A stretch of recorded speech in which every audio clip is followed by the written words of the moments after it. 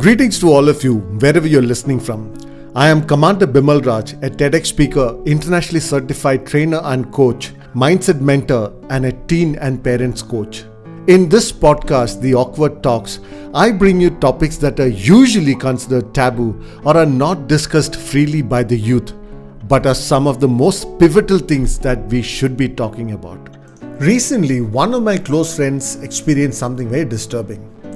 He was driving back after a late night movie with his spouse in his SUV, and another SUV suddenly overtook him dangerously close, very fast, and with no indication. Naturally, my friend was pissed, and he chased him and stopped him to find out what happened. When he went to speak with the other driver, he was very abusive, and his teenage daughter inside the car was petrified and crying uncontrollably. My friend took pity on the child and just disengaged with the driver, who continued to abuse. Now, the very fact that the child was scared and crying meant that this was not the first time it was happening in that vehicle. She feared what would happen next, either a verbal duel or worse, a physical one. So let me ask you, have you ever driven your vehicle in such a way that you wanted to prevent someone from overtaking you, or you chased a vehicle with the intention of overtaking it? Or worse, have you ever been involved in a verbal or physical duel with another driver on the road?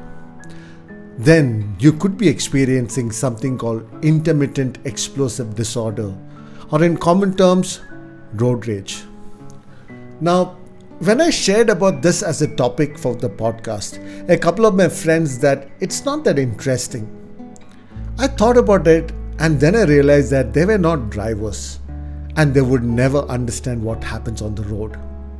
Yes, it's true that this podcast could be more relevant to male drivers, but even then, the sufferers could be the family sitting inside the car. Sometimes the spouse or the family don't even realize that something is happening right next to them. You know exactly what I mean, right? If you know, this podcast is meant for you. So what exactly is road rage? Road rage in its simplest form occurs when a driver reacts angrily to other drivers, cutting them off, tailgating, gesturing, or waving a fist. And at its worst, the angry driver may become more aggressive and try to kill or injure another driver. It's a level above aggressive driving. Now, what causes road rage? Now, road rage can happen to anybody at any time and can vary from an aggressive gesture or a word to a full-on physical attack, or in some cases, even murder. In India, we know of a prominent cricketer turned politician, a highly learned and educated person, a leader on the sports field as well as politics, who came across as a very refined individual. Even he spent time in jail due to road rage. What I'm trying to say is that many times it's a very impulsive reaction to something that happens when you drive. I think it's about power and control. When someone cuts you off abruptly or refuses to let you overtake for whatever reason, or when someone gestures something to you, you feel belittled and powerless seeing someone doing something wrong and getting away with it. So what do? You decide to get back at him and reclaim your power by showing him who is superior. And how do you do that? One, by showing you are a better driver by overtaking them. And second, by making him experience what he did to you when he cornered you by doing the same thing back to him. The reality is that road rage is an expression of an underlying problem with the driver, meaning you. It is not the other vehicle or its driver that brings out your aggressive nature. When you are not able to remain in control of your emotions and temper, you react impulsively and simply explode. Now, some people are very verbal and animated and will just express their thoughts about the other driver and even his ancestors verbally without actually challenging him or letting him know of their anger. They will look for confirmation and even participation of fellow passengers who would agree with them on how bad the other driver is, etc. Now, these are the frustrated ones, and they're very common. In fact, most families would have at least one driver like that. Now, there is another set who takes these incidents very personally. It becomes an ego issue for them, and once that happens, the scene on the road can get very ugly. It can range from chasing the other driver and cornering him just to show his place, to blocking his way, to getting out physically to give a verbal or even physical assault. There is a difference between aggressive driving and road rage. And it's a very fine line between these two. Aggressive drivers feel that they own the road and they have little or no regard for other drivers and are reckless and dangerous in their driving. They have a lot of pent-up anger, resentment and frustration for whatever reason, and they take that with them when they get behind the wheel of their vehicle. Aggressive driving includes tailgating, speeding in heavy traffic, cutting off another driver, running red lights, moving in and out of traffic, frequently changing lanes, etc. Now, when it comes to road rage, it includes all the above plus rude or inflammatory gestures, profanity, hitting, bumping, sideswiping, or ramming another vehicle, use of headlights or brakes to intimidate or harass other drivers, even forcing another car off the road, etc. Why am I doing a podcast on this topic?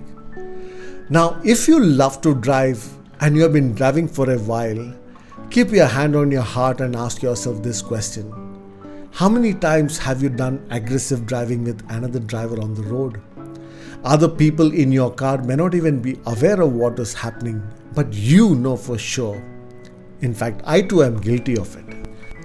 Remember that every time you decide to drive aggressively, you are putting your family at risk purely for the sake of your ego. What would happen to you and your family if you meet with an accident during one of your aggressive runs with another driver? I know that none of us want to do it, but we still end up doing it. So the question becomes, how do we prevent it from happening, or at least reduce the frequency of this happening? There are some steps that I would like to suggest. First of all, be intentional about this.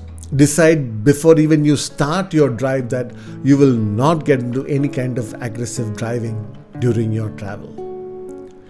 Give benefit of doubt to the other driver. Now, if you think back, you will find multiple incidents when you were in a hurry and ended up cutting off some drivers unintentionally. Prepare some compassionate statements like, maybe they are going to the hospital, maybe they're having a tough day, or maybe they didn't see me, and use these to diffuse your negative thoughts when they come up. Next, you can listen to music that makes you happy so that you remain in a happy state during your drive. A bad mood will surely affect the way you drive. Next, remember that the people in your vehicle have placed their complete trust in your ability to make them reach their destination safely. Count from 1 to 10 before you react emotionally to the situation, or use breathing to calm yourself down, taking 6 deep, slow breaths to calm your parasympathetic nervous system, as we can very easily activate the fight response with the acute stress that gets created by the incident. Make sure that you get enough sleep before you drive anywhere, especially long drives.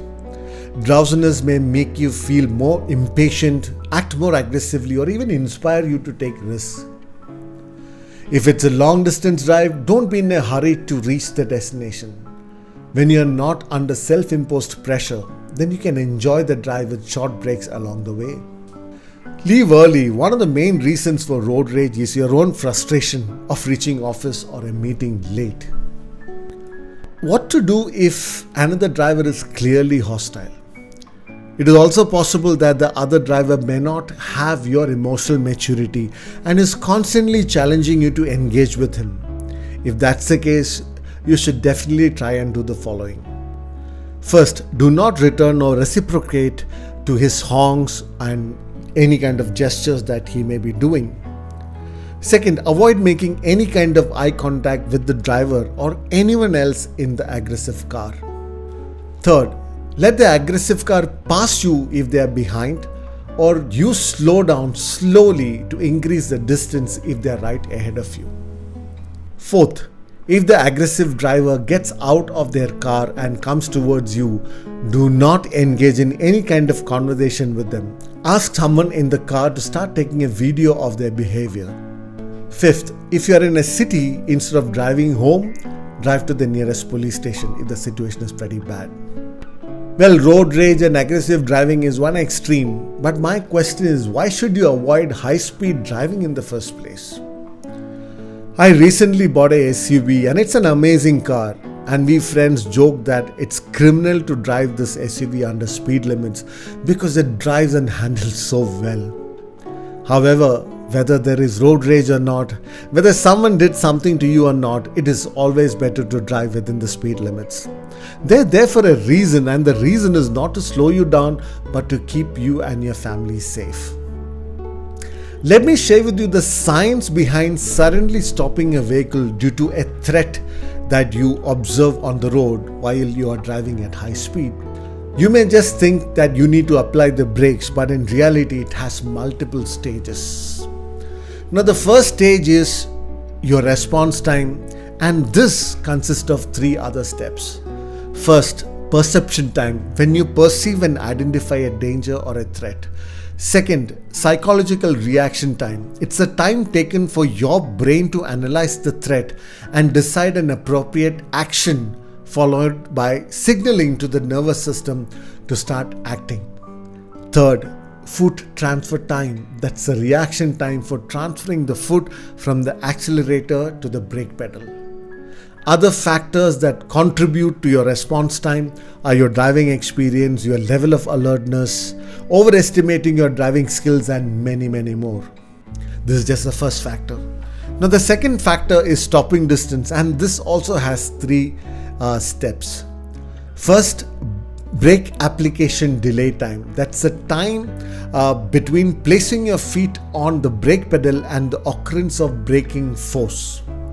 Second, deceleration time. That's the time between applying the brake and full braking force getting applied. Third, time for full braking. That's the time between full braking force being applied to the vehicle and the vehicle coming to a complete stop.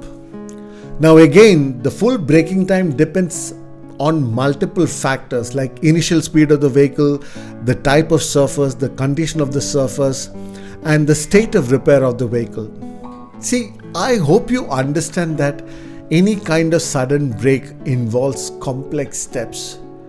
Using data from actual road crashes, scientists at the University of Adelaide estimated the relative risk of a car becoming involved in a casualty crash. The research says that the risk of being in a serious car crash approximately doubles for every 5 km per hour you drive above 60 km per hour. Yes, I said 60 km per hour and not 100 km per hour. Now, you know what speeds you drive at, and you calculate the risk you are taking with your family. Is it really worth it? So next time you feel offended by another driver, or you get cornered by someone, think of all these aspects before deciding to engage with them. Remember that you may decide your speed, but it is physics that decides whether you live or die. I hope this talk was useful to you. If yes, do rate and share with others who might benefit from this. You never know who you might be saving through this. I'm Commander Bimal Raj, and I will be back with another awkward talk pretty soon.